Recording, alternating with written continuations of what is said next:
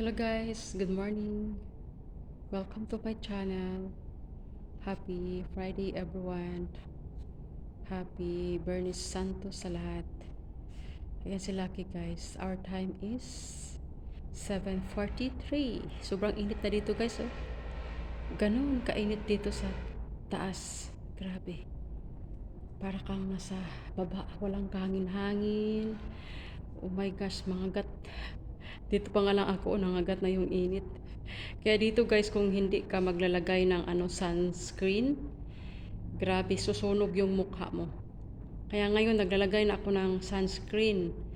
Para yung, sa init kasi, sobra kaya, ganun, naglalagay na ako. Kasi, dati nung umuwi ako, noong,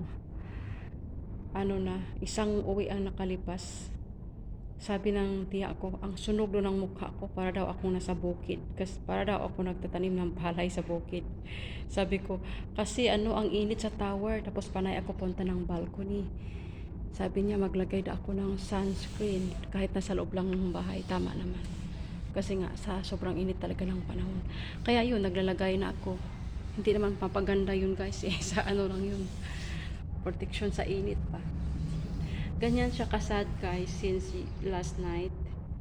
Pinabot siya ng 10 o'clock mahigit, like 11 pala. Kinarga ko na siya papunta doon sa sa kanyang higaan. Natutulog siya sa sa main door. Nag-abang kay ate dyan sa hallway. Kawawa siya. Tapos ngayong umaga, pinakain ko, 2 piraso lang kinain. Tapos, tumawag si ate sa Viber. Kinausap si Lucky. Tingin din siya. Bawat tinatawag yung pangalan niya guys, yung tainga niya is nag-ano din. Pati yung mukha, naggalaw-galaw. Tapos noong doon kami sa room noon doon kami sa mid room. Nung tumawag si ate. Tapos, kwentuhan lang tayo dito ngayon about Lucky. Tapos nung habang naririnig niya ang boses ni ate, nang tinatawag yung pangalan niya, yung tainga niya at saka ulo magalaw-galaw, tapos tingin siya doon sa higaan ni ate. Sabi siguro, wala ka dyan bakit may boses, ganyan. Tapos nagharap sa camera. Pinaano ko kay ate, salita si ate. Tingin naman siya ng tingin. Yun nga yung mukha niya. Nagre-react din, nagtaka siya. Kuha yan kanyang umaga kasi nung oras na guys, na kasi kabisado na niya yung oras niya kung anong oras kami lalakad. Yan, kaninang umaga mga 6:20. Kasi aga ako nagising 5:30 pa lang nagising na ako. Kaya yun. Noong mga 6:15 lumabas siya. Nagwiwi dito. Tapos mga 6:20 nag-abang na siya kasi nga alam niya yung time na na bababa na kami for walking. Pero wala si ate Yan, nangigkig. Gikatlan. Nangigkig na ang bata, gikatlan. Luya kay gnaw oh. Sad kay siya guys, sad. Ganyan yan siya pag yung buntot niya nagkaganyan, sobrang sad talaga niya. Pati yung tainga niya. Makikita mo na happy siya Sad talaga siya. Yan, inaamoy-amoy niya yung umihi yata dyan sa paso. Kaya inamoy-amoy niya. Kawawa yung mukha. Sabi nga ng guys ng kapatid ni ate, kasi sila mag-iyak-iyak sila ba, yung mga anak ni ate, mag-iyak-iyak sila kung may mangyari sa aso, kunyari matigok. Yung anak ni ate talaga nakakatuwa yung lalaki kasi tumawag kay ate sa sa cellphone. Iyak nang iyak. Tapos nung umiyak ng kapatid anak ni ate, yung naririnig ko nga patay daw, may patay. Tapos sabi niya ate, sinong patay? Hindi makasagot yung anak ni ate, iyak nang iyak pa rin. Nagagalit na si ate, nagtatanong kung sino ang patay. Yung pala ang patay, yung alagang aso nila.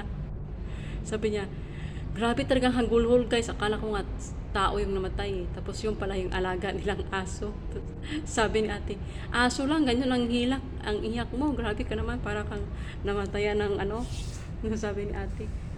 Siyempre, sabi nila guys, ng kapatid ni ate, ganun talaga daw kung maranasan daw natin na mag-alaga ng aso, ganun ka masasaktan kung anong mangyari.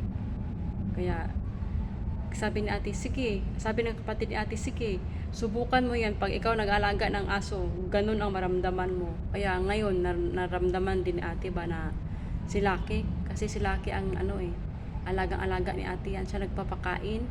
Tingnan mo ang simod. Ay, ang simod ni Lucky nainitan.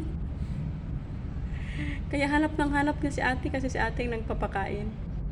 Tapos ayaw naman niyang kumain guys kung wala ako. Gusto pa talaga niya, nandyan ako kasi akala din yata ni Lucky ako ay aso.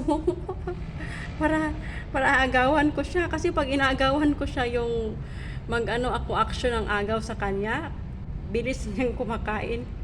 Pero pag siya lang, ayaw niya. Kaya pag nagbigay si ate ng pagkain, tinawag yung pangalan ko. Grabe yan. Titingin pa yan kung nasaan ako, kung marinig niya ang lakad ko, pupunta na yan agad sa kainan niya.